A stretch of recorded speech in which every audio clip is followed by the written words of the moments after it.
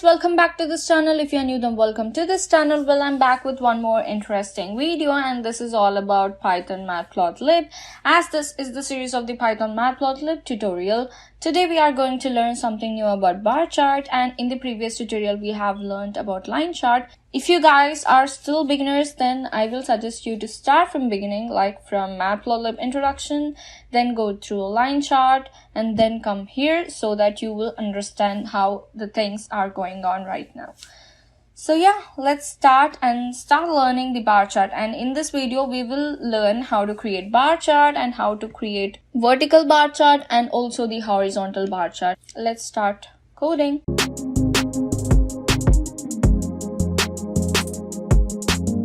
Open your favorite editors. For me, my favorite is VS Code, and just create a file called bar.py. Now let's import Matplotlib dot pyplot as plt, and now let's just create by giving two parameters. Let me just give x some values, 1, 2, 3, y equal to just some values, 4, 5, 6, and now just give plt dot bar x comma y, and then to see this bar graph, just give plt dot show.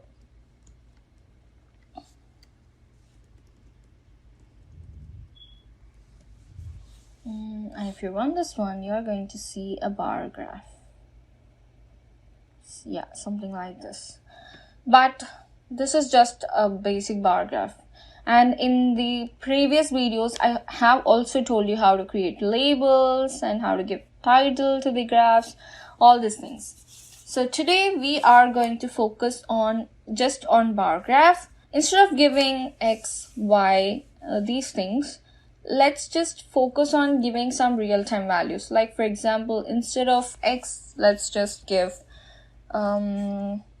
programming languages, and let's give C, and we'll give here C++,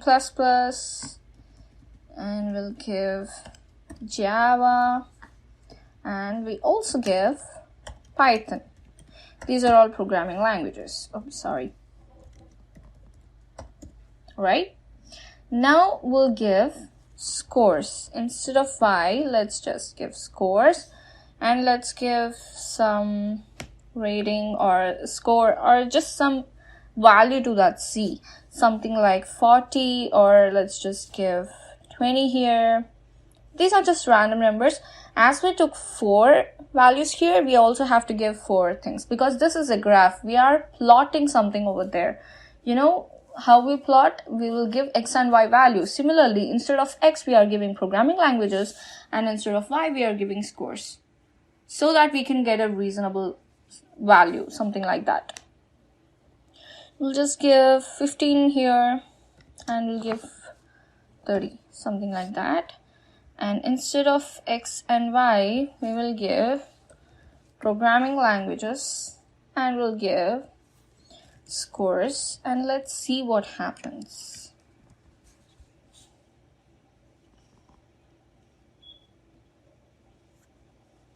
So here we have C, which is 40, C++ 20, Java 15, Python is, these are just random numbers, and this is just a demo data, right? What if we want a graph in such a way that it have to compare two values? Like for example, if you see here two, like in one graph we are comparing two things, comparison, and here we have two countries. We took some values. This is just a demo data, and we are comparing. So we have to do something like this. How can we do that? Like for example, in your country, the rating for C language is 40, and for C++ it is 20, and for Java it is 15, and Python it is 30. Like it is like the quality that we are giving to something or a product. In this case, the the importance of C is 40% or C++ is 20%, Python 30%, something like that. So it differs from, I'm just giving you a demo example. This is not the real thing. This is just an example. Like in your country, the percentage of C language is used in 40%, something like that. But in my country, the percentage might differ. So let's just give, instead of scores, we'll give ratings or rating 1. Alright. And we'll give rating 2. And we'll compare these two things. Okay. And in my country, C is just 10% or C++ is 20%, which is same as you. And Java is 30%. Let's just give the value which is less than this so that you can see the difference in the graphs. Okay. So let me just give, instead of, let's give 15 here, and we'll give some 8, and here we'll give 15, something like that. And let's see. And here, instead of scores, you can give rating 1, and we'll create another bar, and here it will be rating 2. And let's see what happens now.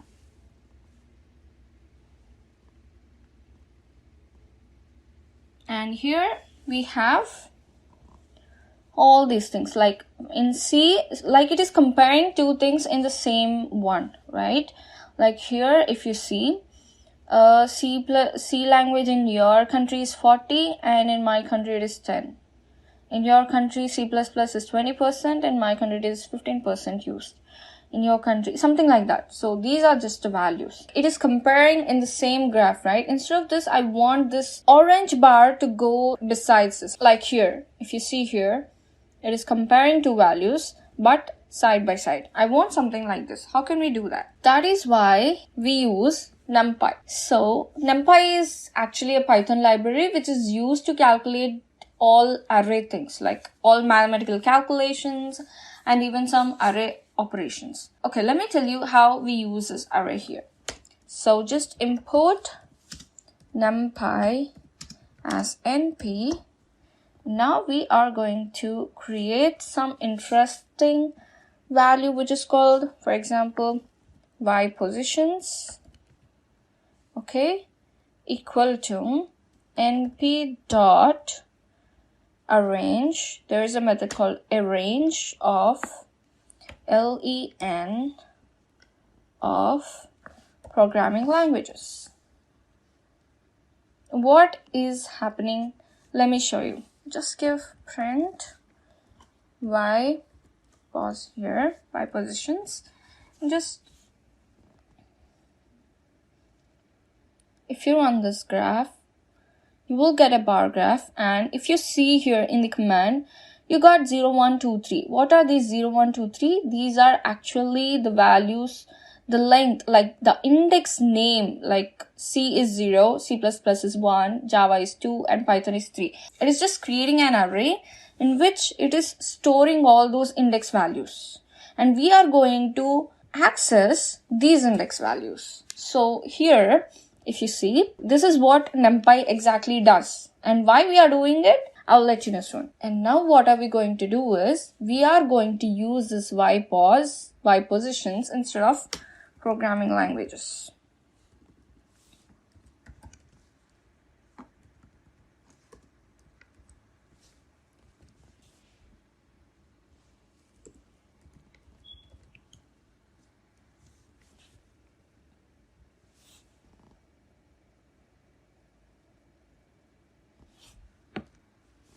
Instead of C++, Python, Java, you will see the numbers, that too in points, right? How can we do that? There is a method called plt.xticks.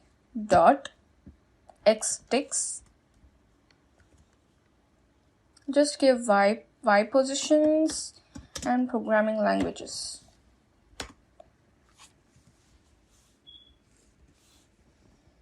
Now if you run this one, you will see the programming languages. Okay. Why are we doing this? Why can't we just do the same like we used to do before? If you want these two things to get separated, here we have to calculate something, which is these values, which are there in between these things. So we have to calculate these values. In order to calculate this, we need the index values instead of the string. Like instead of this, we want the index value so that we can calculate the inside value, and based on that, we can separate these two bar graphs. That is why we use Numpy. So Numpy will make this thing easier for us because we can easily access and we can separate two bar graphs.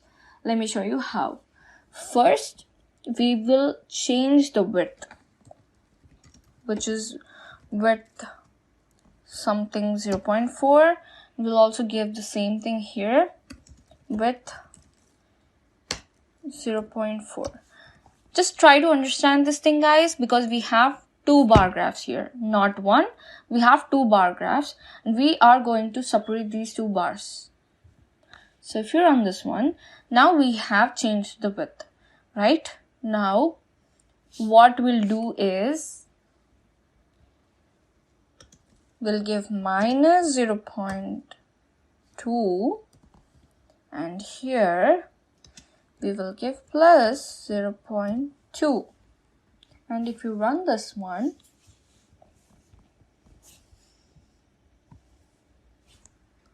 see, this is what the difference is. This is why we use Numpy.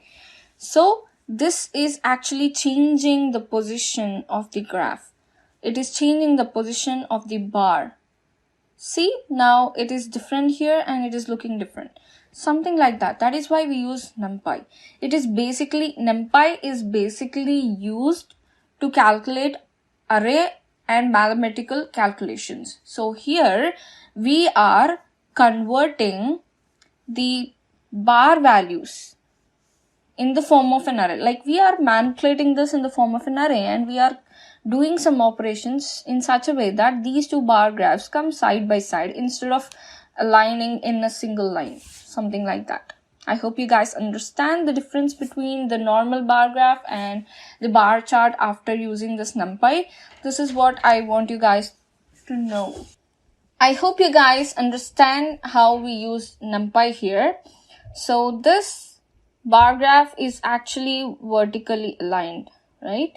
If you run this one and if you see here, this bar graph is vertically aligned. What if we want bar graph something like this, which is horizontally aligned? Some people will represent the data in horizontal, right? So let me show you how to do that. Instead of bar, we'll give h, bar h. Okay, and after that, what happens is, now if you run this one, you're going to see an error. Because here we gave width. For vertically aligned graph, we need width. But for horizontal, we need height. So let's just change this parameter from width to height. And let's see what happens.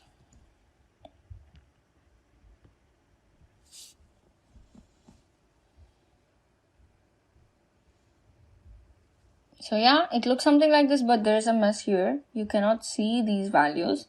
So let me change this Y position to X position.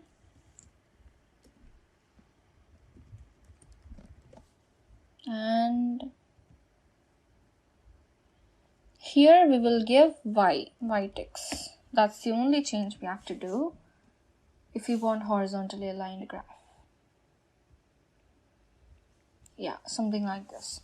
So this is how we can transform the bar graph, and this is why we use Numpy. And the bonus tip is, if you don't use this Numpy, you cannot do this operation. This is really impossible.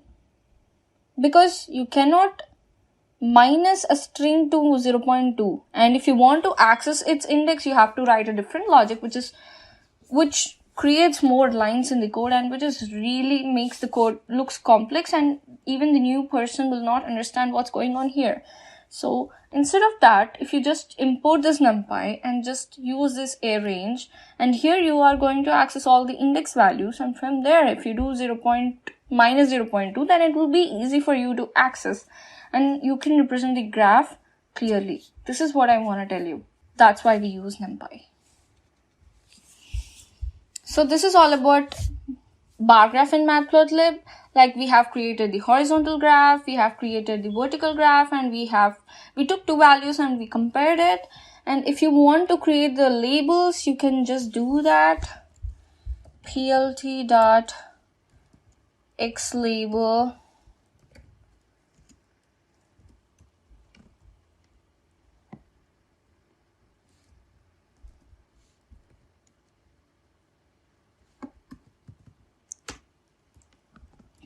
you can just give scores.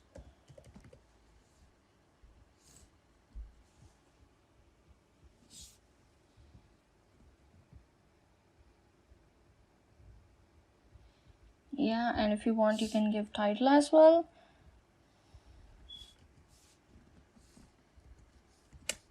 And here this will be Y label, and this will be programming languages.